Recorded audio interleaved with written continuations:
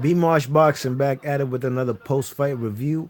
And this review is for this WBC silver title at 140 pounds between Ohara Davis and Paul Kamanga. The first round was basically a filling out round. Both guys landed few punches, but I gave the first round to O'Hara Davis. Paul Kamanga, they talked a lot of shit during the press conference, so I was really interested in this fight. And round two was the beginning of the end. You know what I'm saying? It was actually the end. Just less than a minute into round two, the man O'Hara Davis catches the man Paul Kamanga with the looping right hand, kind of like an overhand right. When the guy was in right position, hit him on the temple, and he was down, timber. The guy's legs locked up. He didn't even move while he was going down. He just fell like a tree. Vicious knockout by the man O'Hara Davis. Yes, indeed, EJ Boxer Live. I see you in the chat. What's happening, man? Yeah, man, that was a vicious kid knockdown by the man O'Hara Davis. It's a KO. The guy tried to get up, but he was separated from his senses. Right on the temple, equilibrium shot. You know what I'm saying? No doubt. Yeah, EJ, down he goes. Yeah, man. The man fell hard. O'Hara Davis is a guy with power. That's one thing you can't take away from him. You know what I mean? He could be outboxed. That's shown by the man Josh Taylor, who fights later on today on Channel 5 over there in the UK. I'm looking forward to that fight versus Victor Postar. Let's hear what O'Hara Davis got to say. On the performance that you produced to win it. I'm really pleased. To be honest, I came into this fight really nervous. I know how to hide it well, but I came into this fight here really quite nervous because I haven't fought live on the TV since for about 7 months now, and just to be back at the O2 is a massive place. I'm in my whole town. I've got my friends and my family here, and I worked really hard for this fight. I've been in the gym from the start of this year. I haven't had any time off. And I think I want a few days off now. I think I deserve it. Well, before you take those few days off, just talk us through the replay of the finish, which was a cracking right hand. You talk us through it. I had to listen to what my coach said. Carlos Moreno, Barry Smith, Adam Hart, MFB Boxing, everyone plays like a really major role. And that's a shot that we worked on backstage. And that's a shot that I threw in the fight. And I'm really pleased. Sometimes people have said that you can be a little bit one-paced, but you appear to be incredibly patient tonight because in the first round, you took your time and then uncoiled a terrific right hand, caught him on the temple. He had no answer for it. So how pleased were you with the patience that you demonstrated, particularly if you were feeling as nervous as you just explained? To be honest, I think that I am a one-paced fighter, but I feel like to be one pace, it can be a really good thing because I like to fight at a certain pace where I can think and I can be patient and I can analyze rather than just go in there, rush in, and then end up getting caught with something that you're not meant to get caught with. So I like to be sharp, smart, tactical, and I like to slow down my opponents. I would rather slow them down. I'd rather bring them to my pace. I'm not going up to their pace. And so, having got this title, you continue your rebuilding process after that setback against Josh Taylor last summer. You've got a rival in Jack Catterall fighting next week in Belfast.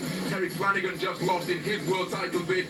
Maurice Hooker is the new super lightweight champion in the WBO. A lot of options out there. How do you continue your rebuilding process towards the world title? Where would you like to go next? Catterall's the opponent that I want next. I'll be watching this fight next weekend. Him and Tyrone McKenna are going to be fighting against each other. Catterall should win that fight quite easily, and then I like to get it on with him. They say that he's the best super lightweight that Frank's got, so I'm like, I think that I'm the best. So if you think that he's the best, and I think that I'm the best, I've got nothing against him, but let's fight, because I want to prove that I'm the best, and I'm here to take over. I'm Brett from under the bus. And at one point I thought that my boxing career could have been done, but then there came Frank Warren and he gave me life and he gave me hope. And I'm here, and like I said a few months ago, I'm here to take out all of his super lightweights. Josh Taylor I was meant to fight first, but he had to go through stuff, so Catterall's next on my hit list. Well, we look forward to it. As you say, he's got that assignment against Tyrone McKenna next week. You will be watching that with keen interest. So will we. And we hope to see you take on the winner down the line in what should be a terrific super lightweight contest. Well done tonight. Thank you very much. Yes, indeed, man. You heard the man right there, man. O'Hara Davis. He wants Jack Catterall next. You know, that'd be a good fight. I believe Jack Catterall is over here on the Beatbox Nation BT Sports side with Frank Warren. You know what I mean? You know, personally, I'd like to see them build both of them. You know what I'm saying? Maybe that could be a big future fight in the future. You know what I mean? A big fight between a domestic fight between O'Hara Davis and Jack Catterall. You know, personally, you know, this guy's climbing behind the rankings. I'd like to see this guy fight a guy like Regis Prograis. You know what I'm saying? If he's ready for that type of action. Or what's goody, Charlie Brown? I see you in the chat. What's happening, man? Um, EJ Boxing Live said he's not ready for World Boxing Super Series 140 yet. He knows his level. Yeah, I agree with you. I agree, but you know, there's guys who are not in the World Boxing Super Series. There's a guy, that Haitian Canadian out there in Canada by the name of Yves Ulysses. This kid is real nice. You know what I'm saying? I would love to see him fight versus O'Hara Davis. Basically, you know, a master boxer, the man Yves Ulysses, versus this guy right here who got stupid power. You know what I mean? So there's a lot of options out there for him. You know what I mean? I'm sure there's a lot of fights to be made at 140. You know, he's got a kind of minor WBC belt today.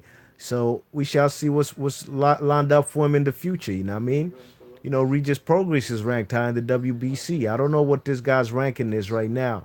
You know what I'm saying? But we shall see. B Marsh Boxer, leave your thoughts and comments. O'Hara Davis throws a nice little feint with the left hand, a little feint to get the guy Paul Kamanga off looking at that feint, and he gets cracked with an overhand looping right on the top, right on the temple equilibrium shot, and he was out of there, down like a tree. I see Ash MCD in the chat. What's happening? He says he needs to rebuild after Eddie tried to throw him to the wolves. Yeah, he needs to rebuild, but hey, he's picking up minor WBC titles. Hey, he wants to fight Jack Catterall, who some suggest is the best 140-pound fighter in England. So we shall see. We shall see. You know what I mean? I'm looking forward to Josh Taylor's fight coming up next. You know what I'm saying? So, B Marsh Boxer, leave your thoughts and comments. Big ups to everybody who came through in the chat. EJ Boxing Live, Charlie Brown Boxing, Ash MCD, and I'm out of here. One.